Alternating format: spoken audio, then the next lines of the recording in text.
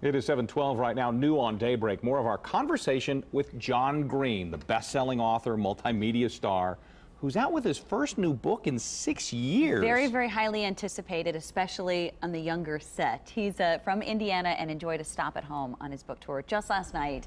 Drew Blair actually sat down with him, had a nice conversation before he even took the stage at the Pike Performing Arts Center. I'm sure you learned a lot of stuff about it. It was a great evening, and in our last hour of Daybreak, you heard Green talk about why he hopes all of us in Central Indiana will especially enjoy Turtles All the Way Down.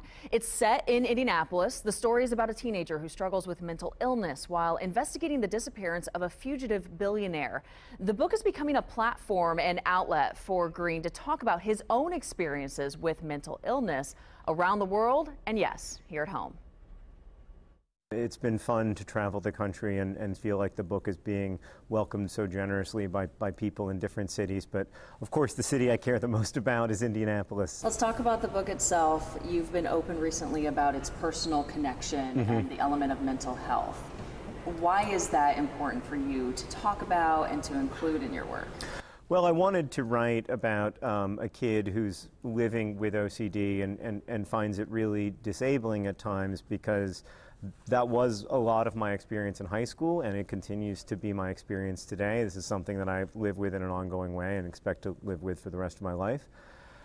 As far as talking about it myself, you know, I wanted to write about it because I thought it was important and because I desperately wanted to find some kind of form or expression for this way down abstract thing that's very difficult to talk about and find language for.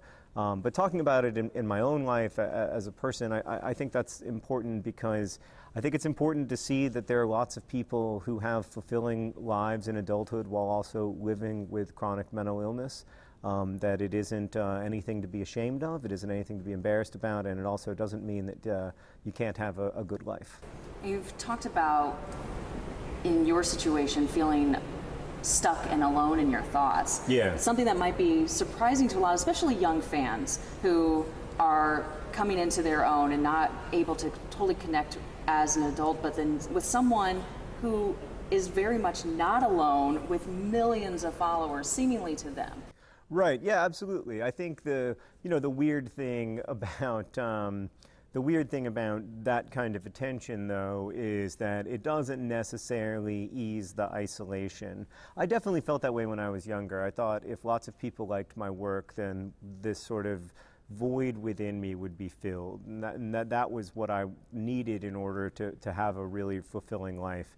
And that, of course, turns out not to be true. You know, the relationships that sustain me and that are at the center of my life are the relationships with my friends and family. The relationship I have with my audience is incredibly important to me, and I am so blessed to be able to connect with people about topics that I care about, whether it's in video or in books, and I'm so grateful for that.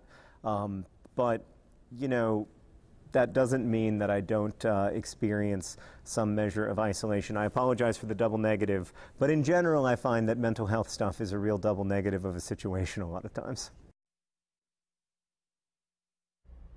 All right, last night's event at Pike Performing Arts Center was sold out. I have to tell you, his fans are loyal and enthusiastic. My heart smiled when I saw several of them actually run down the aisles when they opened the door. Really? Trying to get those first, you know, that run shuffle of like, I'm hustling, but I'm in a nice auditorium, but I really want to get that front row seat. It was nice.